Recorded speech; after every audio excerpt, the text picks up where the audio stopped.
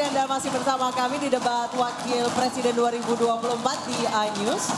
Kita akan melihat bagaimana suasana di lokasi arena debat JACC Senayan Jakarta. Sudah ada rekan Fani dan Juno. Rupanya di sini dari masing-masing tim pemenangan ya.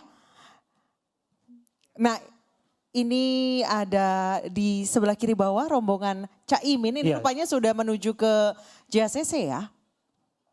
Mungkin karena hari Minggu jadi traffic juga tidak terlalu padat. Tapi kita harus pastikan juga apakah langsung menuju ke JCC atau menuju ke kediaman Pak Anies terlebih dahulu. Supaya berangkat bareng-bareng, biasanya demikian ya. Bisa jadi, gitu. bisa jadi. Karena kalau berangkat jam segini kepagian sebetulnya. Berarti tapi tadi dari rumah Caimin ke rumah Pak Anies agak jauh ya Mas Eko ya, Lebak Bulus agak jauh ya.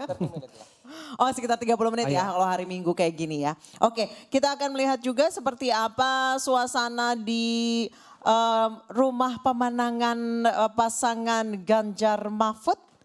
Sudah ada rekan kami Fazila Hairunisa di sana. Baik, kita lihat seperti apa suasana terkini di pasangan calon nomor 3. Nah, kita lihat ini suasana terkini di Tuku Umar. Tuku Umar ya. Di kawasan rumah pemenangan Ganjar Mahfud ini ya. Ya benar sih memang masih hujan ya, masih hujan. Dan kami dengar informasinya Prof Mahfud MD calon wakil presiden nomor 3 sudah tiba di lokasi. Nah kira-kira apa yang akan disampaikan, kalau tadi kita sudah dengar apa yang disampaikan oleh Caimin, siap untuk menggenapi takdirnya, ceplas-ceplos. Nah bagaimana dengan Prof Mahfud, apakah sebagai pendekar hukum akan menyampaikan jurus-jurus hukumnya nanti? Oke, kita saksikan ini tadi Pak Mahfud sempat memberikan pernyataan kepada para wartawan yang sudah menunggu di rumah pemenangan. Baik, apakah kita akan saksikan bersama-sama? Oke, kita melihat seperti apa suasana ini iring-iringan Caimin yang akan menjemput Pak Anies Baswedan. Iya, barangkali ketemunya di rumah pemenangan ya, biasanya begitu ketemunya. Tapi kita harus pastikan nanti. Tapi kita sambil melihat suasana terkini di beberapa lokasi, kita kembali berdiskusi ya, kita kembali berdialog. Nah, salah satu Abe yang menjadi salah satu bahasan di debat cawapres hari ini adalah terkait masalah agraria. Nah di Indonesia itu kan banyak sekali masalah mafia tanah. Bahkan ada beberapa public figure juga yang sempat bermasalah dengan mafia tanah. Ada Dino Patijalal, kemudian ada Rina Zubir juga sempat menjadi korban dari mafia tanah. Iya, barangkali ini poin yang kita harus dalami saat ini.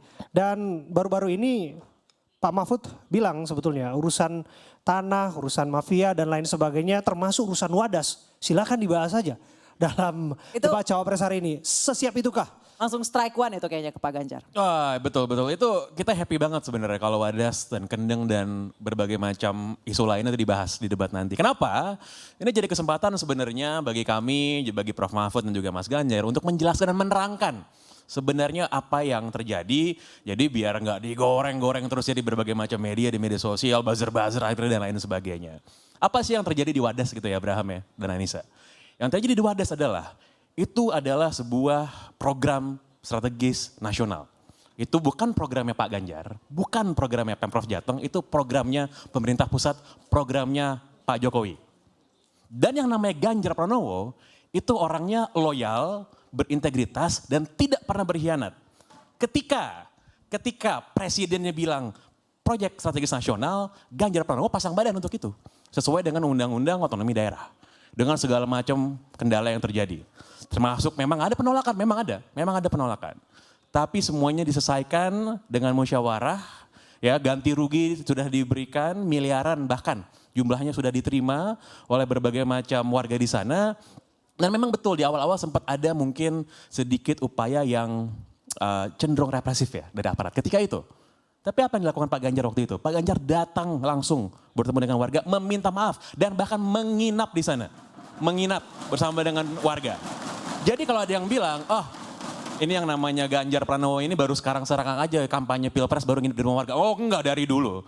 Dari dulu Pak Ganjar itu tidak pernah berjarak dengan rakyat. Termasuk ketika berhadapan dengan rakyat yang mungkin tidak sepenuhnya sepakat dengan apa yang terjadi. Tapi semuanya bisa diselesaikan dengan baik-baik saja.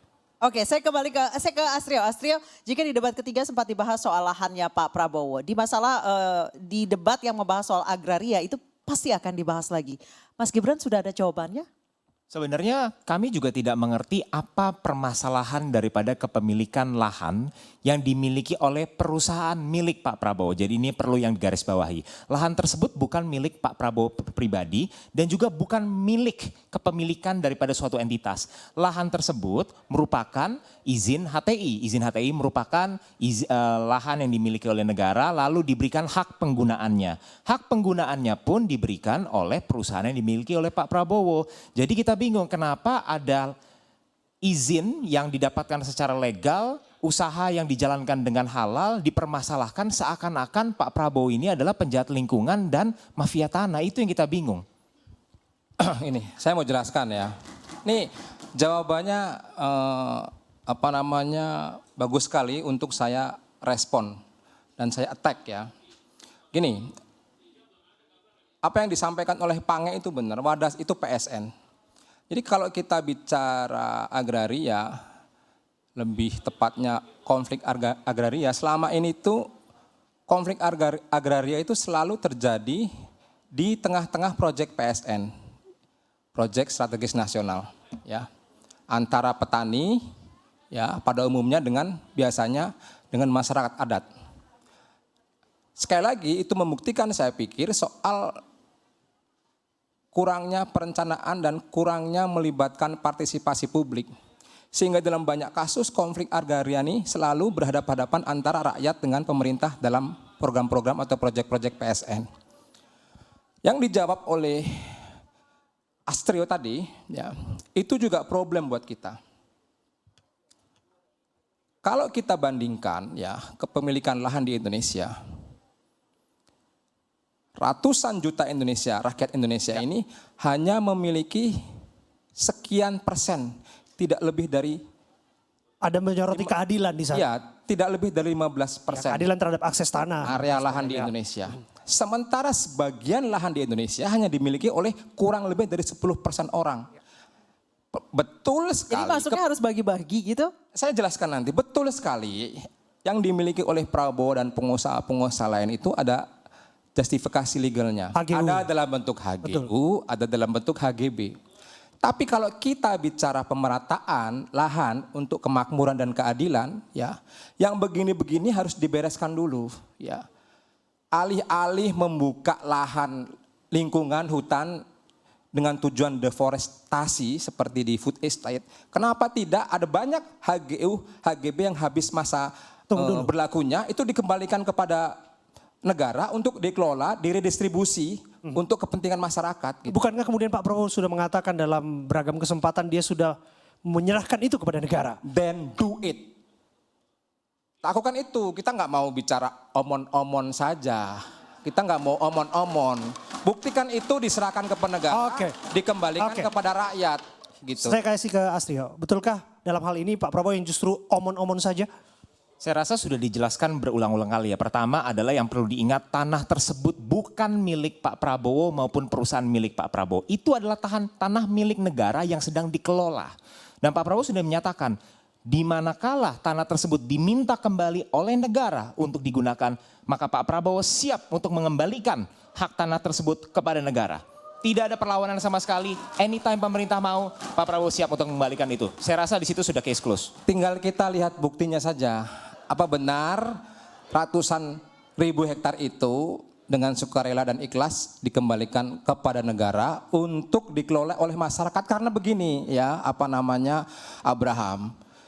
Indonesia ini kan masyarakat agraris petani.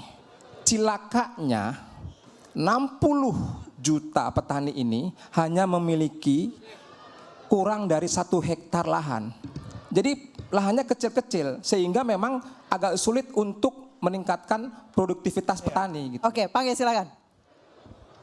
Ya ini sebenarnya saya mengutip Mas Ganjar pas debat pertama. Saya nggak enak kalau ada orang lagi berdebat saya gangguin kan. Tapi gini, tapi kalau kita ngomongin soal... Pange, Ya. tahan dulu Oh, sebentar siap. kita akan dengarkan pernyataan dari Sekjen PD Perjuangan Hasto Kristianto.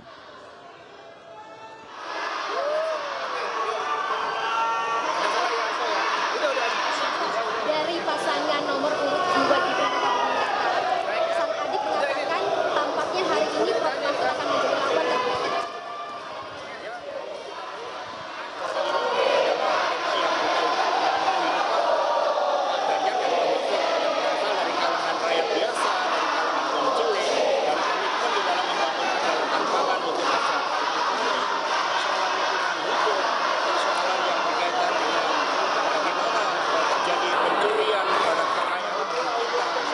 Iya.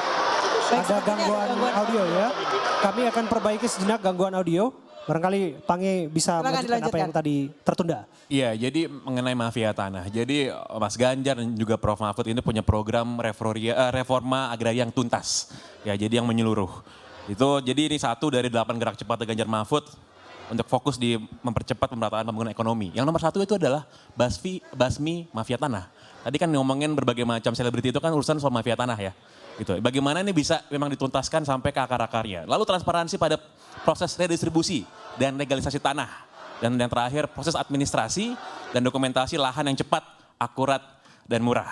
Lalu mau menyikapi tadi apa yang dikatakan oleh Bung Hasrio. Saya sepakat kalau misalnya memang itu akan dikembalikan.